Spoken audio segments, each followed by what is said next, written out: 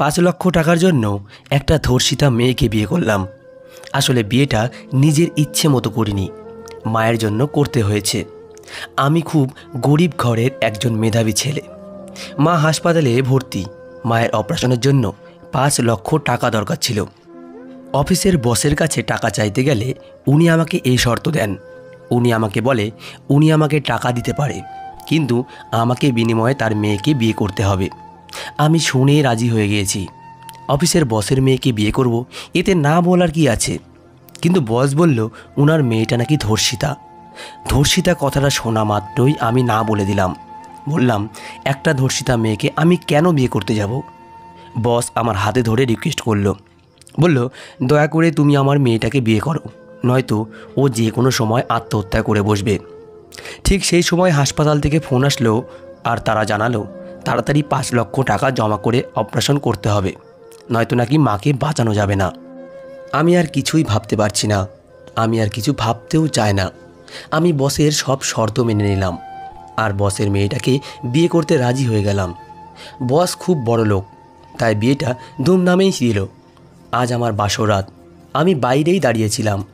বসের মেয়ে মানে আমার বউ রুমে আগে থেকেই বসেছিল। আমি প্রায় 1 ঘন্টা দেরি করে বাসর ঘরে আসলাম। রুমে ঢুকেই দেখলাম মেয়েটা জানালার কাছে গিয়ে বাইরে এক দৃষ্টিতে তাকিয়ে আছে। হয়তো মেয়েটার মনটা খুবই খারাপ। আমি মেয়েটার পিছনে গিয়ে একটু শব্দ করলাম। মেয়েটা পিছনে ঘুরে আমার দিকে তাকালো আর আমাকে জিজ্ঞেস করলো, কেন বিয়ে করলেন আমাকে? আপনি কি জানেন না আমি একজন ধর্ষিতা মেয়ে? আমি বললাম, জানি। মেয়েটি অবাক হলো আর বলল, সবাই তো আমার থেকে মুখ ফিরিয়ে নেয়, তাহলে আপনি এই বিয়েটা কেন করলেন? আমি কিছু বলছি না, শুধু চুপচাপ করে আছি। মেয়েটি দেখতে বেশ। আমি প্রথমে ভেবেছিলাম মেয়েটা দেখতে ভালো হবে না, কিন্তু যখন ওকে দেখলাম তখন আমার ধারণাটা ভেঙে গেল। ওর নামটা জানতে খুব ইচ্ছে হচ্ছে। বললাম, আপনার নামটা কি জানতে পারি? মেয়েটা বলল, ওর নাম মিলি। মনে মনে ভাবলাম নামটা কিন্তু বেশ। বললাম, মিলি যান, আপনি শুয়ে পড়েন। আর কেন এই বিয়েটা করলাম তো অন্যদিন আপনাকে বলবো। মিলি বেডে আর আমি সোফায় শুয়ে পড়লাম। খুব সকালে আমি ঘুম থেকে উঠে পড়লাম আর ফ্রেশ হয়ে বাথরুম থেকে যেই ঘরে ঢুকেছি ঠিক তখনই মিলির মায়াবী মুখটি নজর এলো। মিলি তখন ঘুমিয়েছিল। কি সুন্দর লাগছে মিলিকে, চুলগুলো এলোমেলো ছিল। আমি একভাবে মিলির দিকে তাকিয়েছিলাম। মিলির মুখটা কি মায়াবী লাগছিল, দেখে মনে হচ্ছিল এক টুকরো চাঁদ যেন হাসছে। আমি মিলির দিকে চোখ ফেরাতে পারছিলাম না। হঠাৎ করে মিলি চোখ খুলে ফেললো আর ও দেখে ফেললো আমি ওর দিকেই তাকিয়ে আছি। আমি একটু লজ্জা পেলাম আর মনে মনে বলছি, ভগবানই জানে মিলি কি ভাবলো আমায়। আমি রুমের বাইরে চলে আসলাম। মিলি বাথরুমে গিয়ে ফ্রেশ হয়ে নিল। আমার বস মানে মিলির বাবা আমাকে আর মিলিকে খাবার জন্য খাবার টেবিলে ডাকছে। আমি দুজনে খাবার টেবিলে চলে গেলাম। মিলির বাবা আমাকে বলল, আজ থেকে তোমাকে আর চাকরি করতে হবে না। আমি বললাম, কিন্তু কেন? মিলির বাবা বলল, তোমাকে এই ছোট চাকরিটা করতে হবে না, অফিস আমি সামলে নেব। তুমি আমার মেয়েটাকে সময় দাও, ওকে নিয়ে কোথাও ঘুরতে যাও। আমি মিলির বাবাকে জিজ্ঞেস করলাম, আমার মা কেমন আছে? উনি বলল, তোমার মায়ের অপারেশন হয়ে গেছে, উনি এখন খুবই সুস্থ আছে। আমি কথাটা শুনে খুব খুশি হলাম। আমি মিলির বাবাকে বললাম, আমি হাসপাতালে যাব আমার মাকে দেখতে। উনি বললেন, দেখে এসো গিয়ে। আমি খাবার শেষ করে রুমে চলে আসলাম আর রেডি হচ্ছিলাম হাসপাতালে যাব বলে। পেছন থেকে মিলি বলে উঠল, একটা রিকোয়েস্ট করব, রাখবেন? আমি বললাম, হ্যাঁ বলুন, অবশ্যই রাখবো। মিলি বলল, আমি আপনার সাথে হাসপাতালে আপনার মাকে দেখতে যাব। আমি বললাম, পারবেন তো যেতে? মিলি বলল, সে যেতে পারবো। মিলির বাবা আমাকে একটা গাড়ি দিয়েছে। গাড়িটা বের করলাম আর মিলিকে সাথে নিয়ে হাসপাতালের দিকে রওনা দিলাম। মাঝ রাস্তায় খেয়াল করলাম মিলি ঘুমিয়ে পড়েছে। ওর মাথাটা আমার কাঁধে রেখেছে। আমি ওকে ডাকলাম না। হাসপাতালে প্রায় পৌঁছেই গেছি। আমি আস্তে করে মিলির কানের কাছে গিয়ে বললাম, এই যে শুনছেন, হাসপাতালে এসে গেছি। মিলি চোখ খুলে ওর মাথাটা আমার কাঁধে দেখে একটু লজ্জা পেল। আমি বললাম, চলুন। আমরা মায়ের সাথে দেখা করলাম। মিলিকে দেখিয়ে বললাম, মা, আমি বিয়ে করেছি। মিলি গিয়ে মাকে প্রণাম করলো। মা খুব খুশি হয়েছে আমার বিয়ের কথা শুনে। মা বলল, কি সুন্দর আমার বউ। মিলি মায়ের সাথে অনেক কথা বলল। মা আর মিলিকে দেখে মনে হচ্ছে ওরা দুজন একে অপরের খুব পরিচিত। আমি মাকে বললাম, মা, কাল তোমাকে এখান থেকে নিয়ে যাব। মা আমাকে বলল, এখন অনেক রাত হয়ে গেছে, তোরা বাড়ি ফিরে যা। আমরা দুজন মায়ের থেকে বিদায় নিলাম। মাঝ রাস্তায় এসে গাড়ি থামালাম। মিলি জিজ্ঞেস করলো, কী ব্যাপার, এখানে গাড়ি থামালেন? আমি বললাম, গাড়ি থেকে নামুন। মিলি গাড়ি থেকে নামলো। আমি বললাম, চলুন ফুচকা খাবো। মিলি প্রথমে না বললেও আমার জোরাজুরিতে খেতে রাজি হলো। আমরা দুজনে ফুচকা খাচ্ছি। আমি মিলিকে জিজ্ঞেস করলাম, আপনার জীবনে এত বড় ক্ষতি কিভাবে হলো? মিলি কিছু বলছে না, শুধু চোখের জল ফেলছে। আমি জিজ্ঞেস করলাম, কি হলো, কাঁদছেন যে? মিলির কান্নার আওয়াজটা আরও বেশি হতে থাকলো। আমি বুঝতে পারছি না মিলি এভাবে কাঁদছে কেন। আমি মিলিকে বললাম, থাক, কিছু বলতে হবে না, চলুন আমরা বাড়ি ফিরে যাই। মিলিকে নিয়ে গাড়িতে উঠে পড়লাম, কিন্তু মিলির কান্না তখনও কমেনি। ও পুরো রাস্তা কান্না করতে করতে এসেছে। আমি নিজেই নিজেকে মনে মনে প্রশ্ন করছি, কেন যে ওই কথাটা জানতে গেলাম, মেয়েটার মনটাই খারাপ করে দিলাম। মিলির কান্না দেখে আমার খুব খারাপ লাগছিল। আমরা বাড়িতে এসে গেলাম। মিলি বাড়ি থেকে বাথরুমে চলে গেল ফ্রেশ হতে। আমি রুমে বসে থাকলাম আর মনে মনে ভাবছিলাম, মিলি কথাটা বলতে গিয়ে কেন এত কাটছে, বিষয়টা আমার মাথায় ঢুকছে না। মিলি বাথরুম থেকে বেরিয়ে এলো আর মিলিকে বললাম, আমি দুঃখিত। মিলি জিজ্ঞেস করলো, কিসের জন্য? আপনার মনটা খারাপ করে দেওয়ার জন্য। আপনাকে কথাটা আমার জিজ্ঞেস করা উচিত হয়নি। মিলি বলল, আরে না, ঠিক আছে, আমার মন এমনিতেই সব সময় খারাপ থাকে, আপনার কোনো দোষ নেই। আর এখন আপনি আমার স্বামী, ওই সব কথা জানার অধিকার আপনার আছে। কিন্তু আজ বলবো না, অন্য কোনো দিন বলবো আমার এই এত বড় সর্বনাশের কথা। আমি মিলিকে বললাম, যান আপনি শুয়ে পড়ুন, অনেক রাত হয়ে গেছে। মিলিও আমাকে বলল, আপনিও শুয়ে পড়ুন, আপনাকে তো আবার সকালে হাসপাতালে যেতে হবে। খুব সকালে ঘুম থেকে উঠে পড়লাম আর উঠে দেখি মিলি আয়নার সামনে দাঁড়িয়ে চুল আঁচড়াচ্ছে।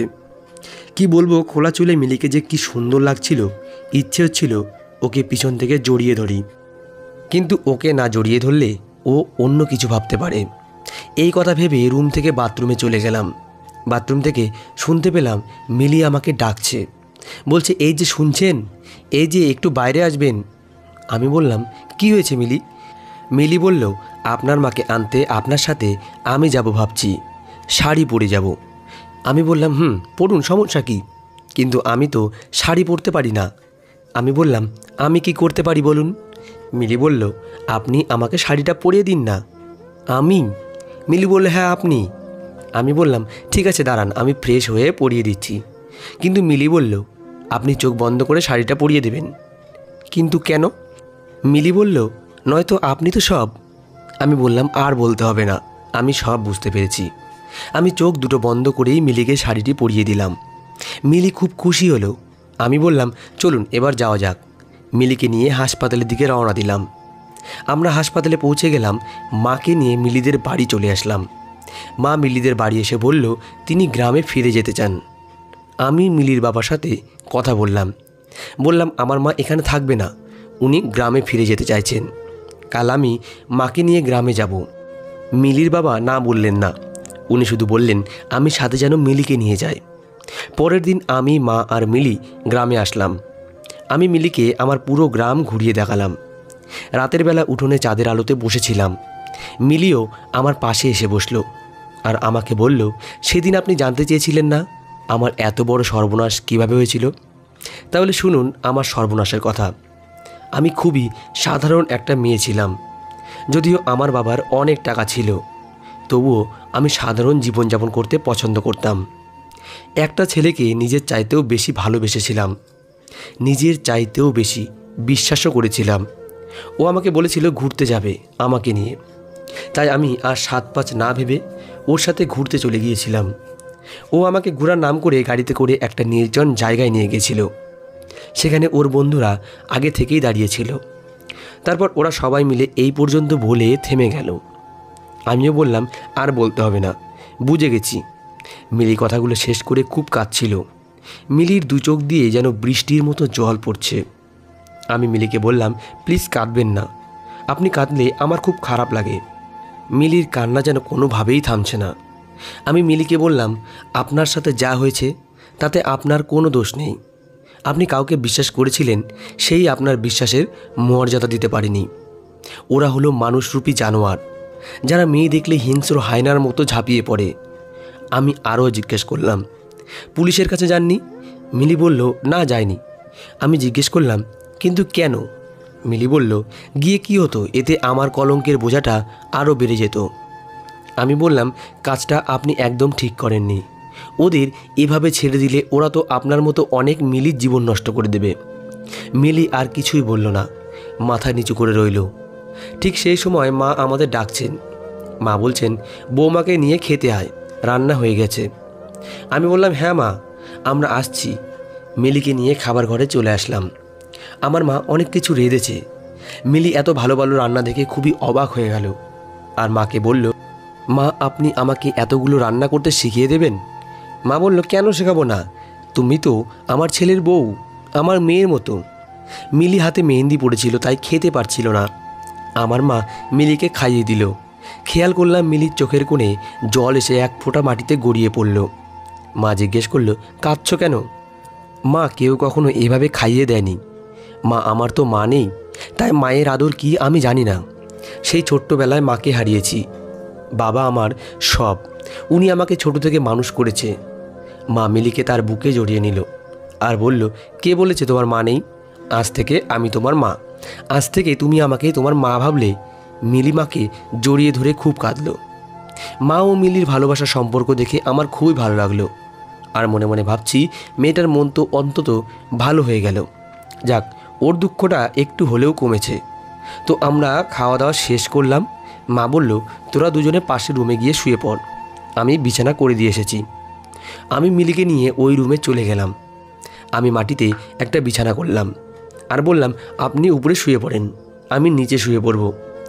মিলি উপরে শুয়ে পড়ল আর আমি নিচে। মিলি আমাকে বলল, আপনাকে একটা কথা বলবো? হ্যাঁ বলুন। আপনি খুবই ভাগ্যবান, কারণ আপনার মা আছে। হ্যাঁ, আমি আমার মাকে অনেক ভালোবাসি। মিলি বলল, আপনি আমাকে বললেন না তো আপনি আমাকে কেন বিয়ে করেছেন? আমি বললাম, আপনি জানতে চান আমি আপনাকে কেন বিয়ে করেছি? মিলি বলল, হ্যাঁ, আমি জানতে চাই। আমি বললাম, তাহলে শুনুন, আমি আপনাকে টাকার জন্যই বিয়ে করেছি। মিলি আমার কথাটা শুনেই, ছি, আপনি আমাকে টাকার জন্য বিয়ে করেছেন? তার মানে আপনি আমাকে দয়া করেছেন?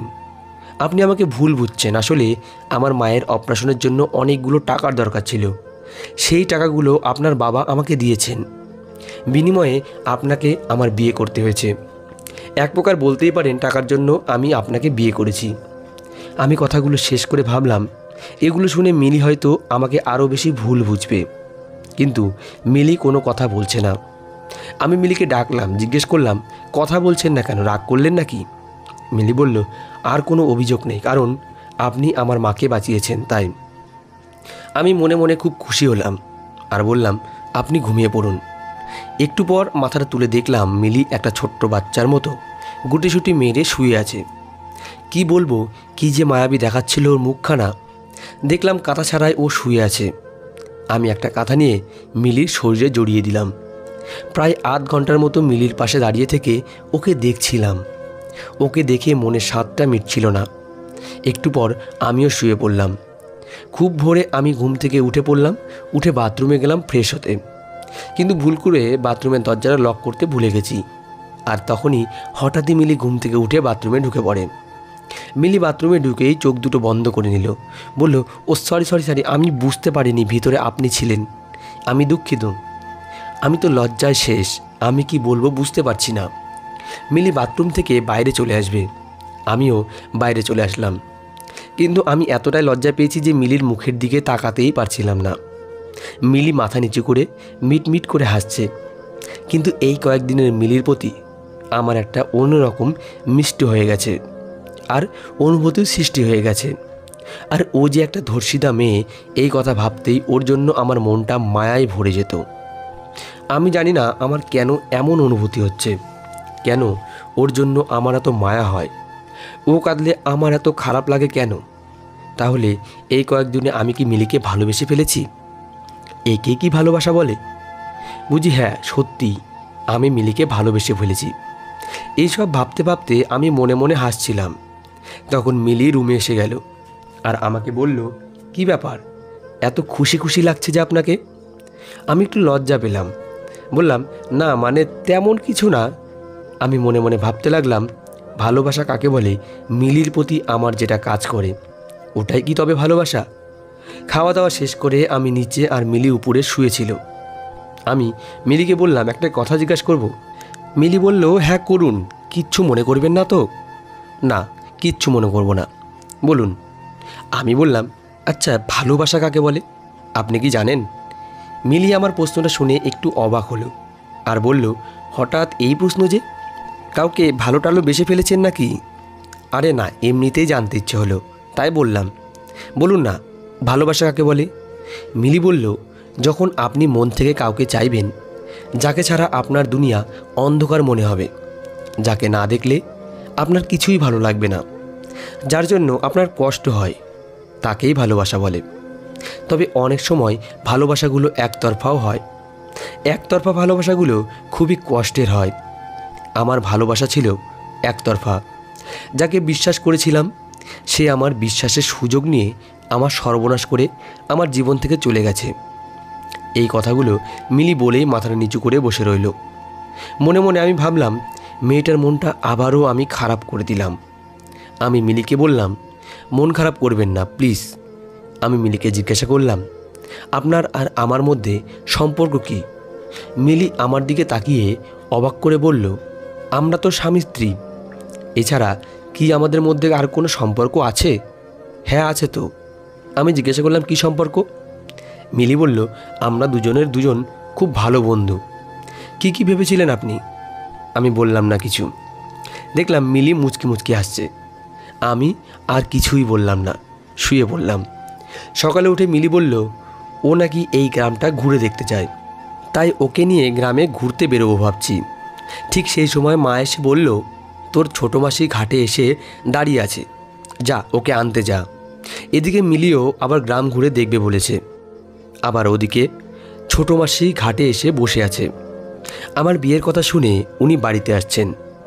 আজ বাড়িতে মা ছোটোখাটো একটা অনুষ্ঠান আয়োজন করেছে, সবাই এখানে এসেছে। আমি মিলিকে সবার সাথে পরিচয় করিয়ে দিলাম। মিলি আজ খুব খুশি হলো সবার সাথে পরিচয় হয়ে। সারাদিন খুব কাজ করতে হয়েছে। মিলি আর আমি রুমে চলে আসি। রুমে এসে হেডফোনটা কানে গুঁজে নিচে শুয়ে পড়লাম। মিলি উপরে শুয়ে পড়ল। মিলি আমাকে বলল, আপনাকে একটা কথা বলার ছিল। মিলি বলল, আপনার পুরো পরিবারটা না খুবই ভালো। আমি আপনার পরিবারের একজন সদস্য হতে চাই। আপনি কি আমাকে আপনার পরিবারের একজন সদস্য বানাবেন? কি গো, কথা বলছেন না কেন?